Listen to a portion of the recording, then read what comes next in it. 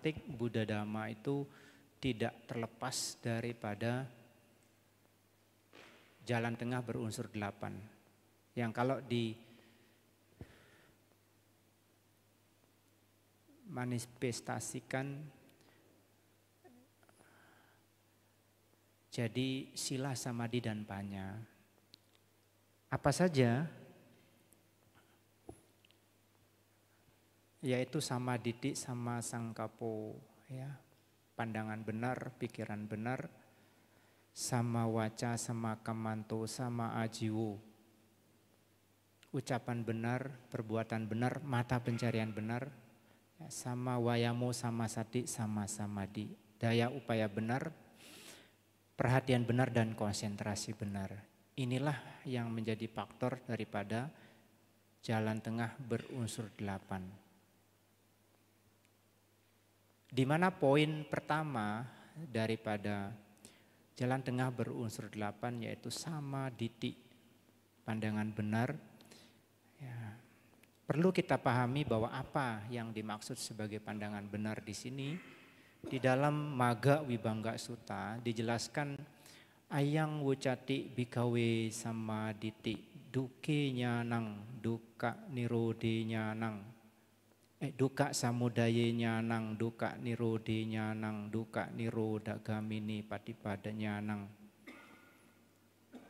Yang dimaksud sebagai sama didik di sini adalah adanya pengetahuan tentang duke nyanang, pengetahuan tentang adanya duka. Nah, jadi dia mengacu kepada 4 kebenaran Arya. Duke nyanang, pengetahuan tentang duka. Nah, jadi kalau pengetahuan tentang duka belum muncul dalam diri kita, artinya kita tidak sepenuhnya memiliki tentang samaditi itu sendiri atau pandangan benar itu sendiri. Kemudian yang kedua adalah duka samudaye nyanang, pengetahuan tentang sebab daripada duka itu sendiri. Ya. Jadi kalau yang pertama pengetahuan tentang duka sudah muncul, artinya kita memang memahami bahwa ya jati pi duka, jara pi duka, maradam pi duka dan seterusnya itu merupakan ya yang disebut sebagai duka itu sendiri. Ya. Kemudian yang kedua adalah duka samudaye nyanang, sebab daripada duka itu sendiri. Ya. Kemudian yang ketiga duka nirode nyanang, ya, lenyapnya duka itu sendiri yaitu tercapainya nibbana. Kemudian yang terakhir yang keempat adalah duka niroda gamini patipada nyanang. Jadi jalan menuju terhenti atau lenyapnya duka itu sendiri, yaitu 8 jalan tengah berunsur 8 itu sendiri. Jadi inilah yang disebut sebagai samaditi. Nah, dijelaskan di dalam Magga Wibangga Sutta seperti itu. Nah, jadi Magga Wibangga Sutta ini merupakan sebuah sutta yang menjelaskan tentang ke-8 unsur dari jalan tengah itu sendiri. Jadi dalam praktik meditasi, selain kita memang bagaimana caranya agar bisa memfokuskan perhatian kita, agar kita bisa terfokus pada objek sehingga ketenangan muncul, perenungan terhadap pokok-pokok dhamma ini penting untuk kita lakukan. Sehingga dengan demikian panya atau kebijaksanaan itu muncul dalam setiap individu praktisi itu sendiri. Jadi tugas kita sebagai seorang meditator bukan hanya duduk diam mengamati proses napas masuk, napas keluar atau mengamati objek-objek lain. Tetapi bagaimana agar supaya ketika pikiran itu tenang muncul kebijaksanaan atau panya itu sendiri. Karena ini merupakan inti daripada praktik itu sendiri ada pada bagaimana agar supaya kebijaksanaan muncul. Ya. Kalau yang namanya praktik samatha, sebatas membuat pikiran itu bisa diam dari panca niwarana yang merintangi untuk dia maju. Nah, kemudian yang penting daripada itu adalah bagaimana mengarahkan pikiran agar dia mampu ya, merenungkan pokok-pokok dhamma yang dapat membawa pada pencapaian kebijaksanaan itu sendiri. Sehingga dengan demikian apa yang menjadi belenggu pikiran itu bisa dikikis atau disirnakan. Nah, di dalam praktik jalan tengah berunsur 8, setiap praktisi penting untuk dipahami karena apa? Itu merupakan bagian daripada apa? Sila, samadhi, dan panya. Ya. Jadi semua tahapan latihan yang disebut sebagai tisika atau trisika, 3 latihan itu ada di situ. Ya. Dari kilesa yang kasar, bagaimana menanganinya, kilesa yang sedang, bagaimana, dan anusaya kilesa bagaimana. Ya, jadi inti praktik Buddhisme ada di situ. Ya, maka dia disebut sila, samadhi, dan panya ya, merupakan praktik ya, yang mencakup secara keseluruhan daripada praktik-praktik yang ada di dalam Buddha Dhamma itu sendiri. Sehingga dengan demikian ketika kita artinya mempelajari tentang pokok-pokok Dhamma ini merupakan satu kesatuan yang tak terpisahkan. Nah, kalau kita nanti kembali ke awal daripada Bodhipakkhya Dhamma yang poin Satipatthana, 4 Satipatthana, yaitu merupakan bagian daripada ya,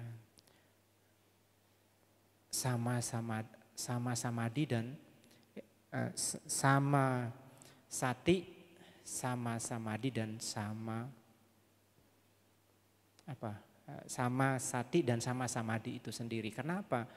Karena kalau sudah kita artinya mengusahakan agar supaya pikiran kita ya, memiliki landasan terhadap kaya ya, jasmani, ya itu artinya perhatian terhadap sati itu sendiri masuk juga bagian daripada samadhi. Ya, maka oleh karenanya ya, poin-poin ini ya, termasuk juga tentang Sata Bojjhanga, 7 faktor penerangan sempurna. Ini merupakan satu kesatuan yang tak terpisahkan daripada semua praktik itu sendiri. Ya, jadi mau diambil dari sudut manapun, ya, ketemunya di situ sama, yaitu mengarah atau direct menuju ya, pencapaian daripada pembebasan atau nibbana itu sendiri. Ya, jadi tujuan tertinggi daripada praktik Buddhisme itu bukan terlahir di alam-alam para dewa, alam-alam Brahma, tetapi direct menuju gimana agar supaya ya, bisa terbebas dari tumimba lahir itu sendiri, yaitu merealisasi nibbana itu sendiri. Ya, jadi Bodhipakkhya Dhamma lebih menekankan kepada kita gimana ya, sesungguhnya praktik di dalam keseharian itu bisa kita lakukan. Ya, maka sebenarnya ya, praktik-praktik ini tidak hanya ketika kita pada saat duduk meditasi saja. Setiap saat perenungan-perenungan itu bisa dilakukan. Bahkan pada kondisi-kondisi tertentu, pada saat kita tidak sedang dalam posisi meditasi sekalipun, ya, pemahaman tentang ke-37 poin daripada Bodhipakkhya Dhamma ini bisa muncul. Bisa munculnya kapan? Ketika pikiran kita mengalami konsentrasi, mengalami tenang. Ya, kadang-kadang suasana hiruk pikunya kehidupan sehari-hari, ketika kita mendapatkan kesempatan duduk, istirahat, pikiran tenang, itu juga bisa direnungkan. Artinya setiap saat itu bisa direnungkan. Ya, sama seperti ketika kita artinya mengamati apa yang muncul terhadap jasmani. Ya, rasa panas, dingin, dipahami, disadari bahwa oh panas muncul, dingin muncul.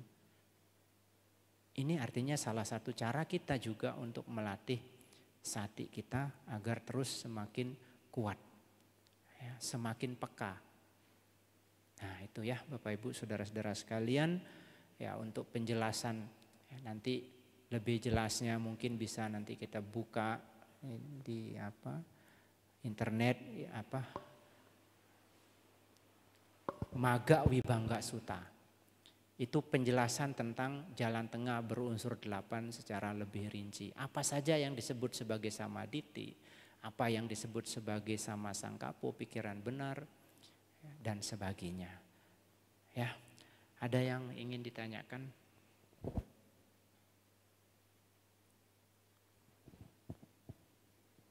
Ya, di luar daripada poin 37 Bodhipakkhiyadhamma ini juga bisa ya. Kalau ada hal-hal yang sifatnya mengganjal yang ingin diketahui, intinya praktik meditasi itu ya kita tidak perlu terlalu ruwet. Gimana caranya membuat pikiran itu bisa tenang? Ya, kita diberikan 40 objek yang menurut kita sesuai atau cocok seperti yang sudah Bante katakan dari pertemuan hari Kamis yang lalu. Ketika kita tidak bisa tenang pikiran kita menggunakan objek napas atau menggunakan objek perenungan jasmani ini, ya, mungkin kita bisa menggunakan objek ya, yang lain seperti misalnya kasina. Kalau artinya dengan cara menutup mata kita tidak bisa konsentrasi, tidak bisa fokus, malah membuat diri kita tertidur, bisa menggunakan nyala lilin itu ya. Lilin dinyalakan kemudian kita mengamati ya daripada cahaya lilin itu. Ya, itu bisa digunakan. Ya, ada kemarin pas lagi di Bangkok ya, di wihara ada para mahasiswa dari Fakultas Kedokteran Universitas Chulalongkorn. Mereka datang ke wihara untuk meditasi secara rutin. Ya, kalau di sana itu rutin setiap hari uposata dan setelah hari uposata. Ada mahasiswa yang bertanya, Bante, saya itu setiap kali meditasi, setiap kali saya menjamkan mata dan menggunakan objek napas, ketika saya mulai tenang, saya selalu tertidur. Dan nanti ketika alarm bunyi, saya otomatis terbangun. Setiap kali meditasi selalu seperti itu. Lalu dia bertanya, apa gerangan kiranya objek yang mesti saya gunakan? Nah, maka Bante yang sebagai tutor daripada meditasi di kelas itu mengatakan bahwa coba ya, gunakan cahaya. Maka mahasiswa ini menggunakan ya lilin dinyalakan, kemudian dia mengamati. Ya. Jadi tidak lagi menutup mata, tetapi melek, ya melihat secara terus-menerus pada lilin yang menyala itu. Dan ternyata dia mendapatkan ketenangan yang sangat luar biasa. Jadi artinya ketika dia mengamati cahaya lilin itu, kemudian dia memejamkan mata, dia memvisualisasikan cahaya itu. Ya. Dan dia mampu membuat cahaya itu menjadi kecil, menjadi besar secara terus-menerus. Jadi artinya dia bisa mahir dalam mengelola, memanage cahaya tadi. Ya. Ini salah satu bentuk daripada praktik kasina yang bisa kita lakukan di dalam praktik meditasi itu sendiri. Jadi masing-masing orang tidak serta-merta dia harus menggunakan objek napas. Tergantung daripada mana yang lebih cocok. Ya. Mana di antara 40 objek itu yang kiranya bisa membuat pikiran itu jadi diam, jadi tenang. Karena fungsi daripada objek meditasi yang diajarkan yang jumlahnya 40 itu adalah untuk membuat pikiran ya, itu bisa diam. Jadi pikiran yang kemana-mana tadi ya, itu dialihkan untuk mengamati salah satu dari 40 objek itu. Sehingga ketika dia mampu mengamati itu, maka dia akan diam. Itu fungsi daripada objek. Ya, tidak lain daripada itu. Sehingga ketika dia diam, ketika dia terfokus dan tenang, disitulah ya yang namanya kedamaian itu akan diperoleh. Itu saja samatha bhavana. Tapi kalau sudah berbicara yang namanya vipassana, pandangan terang, dia menganalisa, dia bekerja, merenungkan, mengamati, ya, sehingga dia benar-benar mendapatkan yang namanya kebijaksanaan, pengertian jelas daripada apa yang muncul dan tenggelam.